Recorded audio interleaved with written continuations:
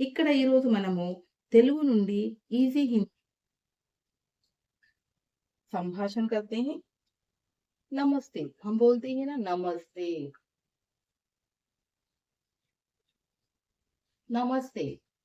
तो इसका उत्तर भी नमस्ते ही होता है। నమస్తే తెలుగులో ఏమంటారు అంటే నమస్తే కదా। నమస్తే ఎవరైనా కొత్త వాళ్ళు వచ్చినప్పుడు మనం ఏమంటాం, ఫస్ట్ నమస్తే అంటాం, వాళ్ళు కూడా మనకు నమస్తే అని రిప్లై ఇస్తారు। ఆ తర్వాత అడుగుతాం, ఆప్ కైసే హై, ఆప్ కైసే, ఆప్ కైసే హై, మీరు ఎలా ఉన్నారు। ఆప్ కైసే అంటే రిప్లై ఏమొస్తుంది, మై ఠీక్ హూ, మై ఠీక్ హూ, నేను బాగున్నాను అంటే మరి తెలుగులో ఏమనాలి, ఆప్ కైసే హై అంటే మీరు ఎలా ఉన్నారు క్వశ్చన్। అప్పుడు మై ఠీక్ హూ అని దాన్ని ఏమంటారు, నేను బాగున్నాను, నేను బాగున్నాను, నేను బాగున్నాను।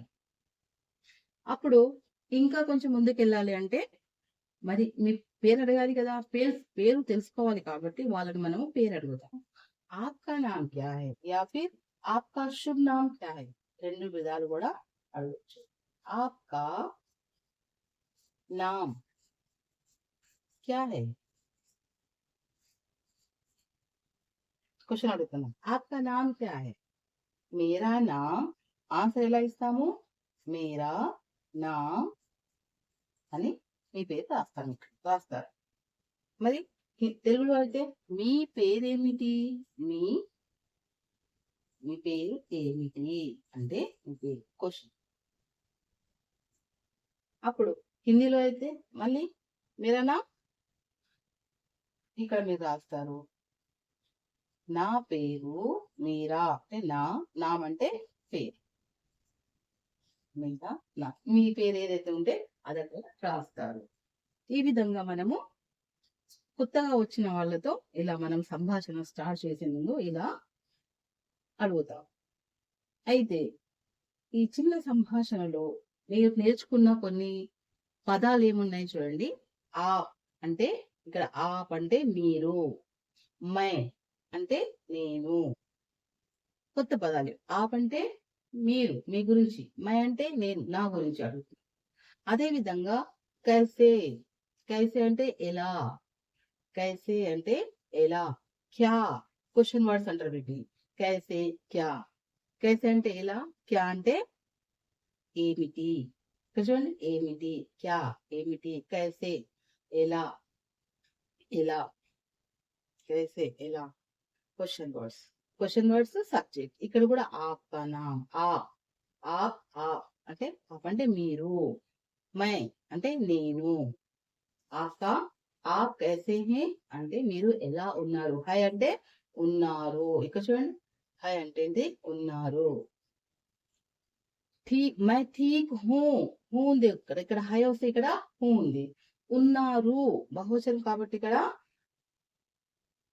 మనము ఉన్నారు అంటే హై పెట్టాము। కానీ ఇక్కడ మన గురించి చెప్తున్నప్పుడు సబ్జెక్ట్ మై వచ్చినప్పుడు మాత్రం నేను ఎప్పుడైతే అంటామో ఇది హూ, నేను బాగున్నాను, ఒకరి గురించి మాట్లాడుతున్నాం, ఉన్నాను ఇక్కడ ఉన్నారు, బహువచనం అయితే హూ హై, ఏకవచనం అయితే హూ, ఇవి రెండు గుర్తుపెట్టుకుంటే ఇది మనం చెప్పడం చాలా ఇది। ఎప్పుడైనా కూడా ఈ రెండు ఎప్పుడు వస్తాయి అంటే ప్రజెంట్ టెన్స్ లోనే వస్తాయి, వర్తమాన కాలంలోనే వస్తాయి। ఇప్పుడు నడుస్తున్న కాలం ఏదైతే ఉంటుందో అందులో బహువచనం అయితే హై వస్తుంది, ఏకవచనం అయితే హూ। మన గురించి నా గురించి నేను చెప్తున్నాను అంటే అక్కడ హూ రావాలి, నేను బాగున్నాను, నేను నడుస్తున్నాను, నేను మాట్లాడుతున్నాను, నేను క్లాస్ తీసుకుంటున్నాను, ఇలా ఉన్నాను అనేది। కాబట్టి ఇక్కడైతే ఆప్ కైసే హై మీరు ఎలా ఉన్నారు, మీరు ఏం చేస్తున్నారు, ఆప్ క్యా కర్ రహే హై మీరు ఏం చేస్తున్నారు, ఇలా మనము ఈ కైసేతో అడగొచ్చు। తర్వాత క్యా అనేది చెప్పాను కదా, ఆప్ క్యా, ఆప్కా నామ్ క్యా హై, క్యా క్యా అంటే ఏమిటి, మీ పేరు ఏమిటి, మీ ఊరు పేరు ఏమిటి, మీ స్కూల్ పేరేమిటి? మీ కాలేజ్ పేరేమిటి? మీ నాన్న పేరేమిటి? ఇలా మనము ఏమిటి అనే ఈ యొక్క క్యా అనే పదముతో అడగొచ్చు. ఆప్‌కా నామ్ క్యా హై? ఆప్‌కే పితా కా నామ్ క్యా హై? ఆప్‌కే స్కూల్ కా నామ్ క్యా హై? ఆప్‌కే కాలేజ్ కా నామ్ క్యా హై? అది. ఈ విధంగా అడగొచ్చు. ఇది ఈ చిన్న సంభాషణ ఇలా మనము మొదలుపెట్టొచ్చు. మీరు ఇది ప్రాక్టీస్ చేయాలి. మరి ప్రాక్టీస్ చేయకుండా మనం ఏదైనా కూడా రాదు. అయితే కామెంట్ బాక్స్‌లో మీరు రాయండి. మై ఠీక్ హూ హిందీలో రాయాలి. మై ఠీక్ హూ అనేది.